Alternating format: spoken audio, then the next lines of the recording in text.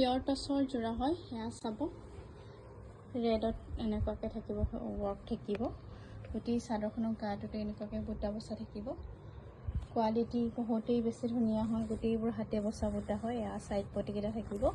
এখন থাকিব মেখেলাখন আৰু ব্লাউজ পিচটো সিম্পল স্লিভছত এখিনি ৱৰ্ক থাকিব পিয়ৰ টচৰ যোৰা হয় সেয়া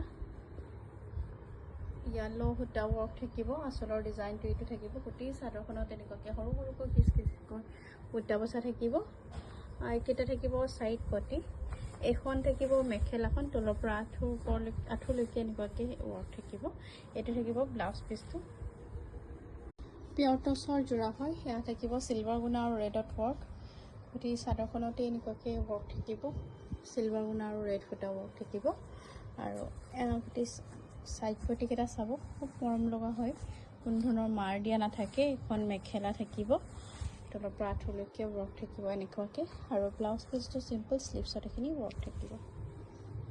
পিয়ৰ টচৰ যোৰা হয় ৰেড আৰু এনেকুৱা গ্ৰীণ ফুটা ৱৰ্ক থাকিব ডিজাইনটো চাব এনেকুৱা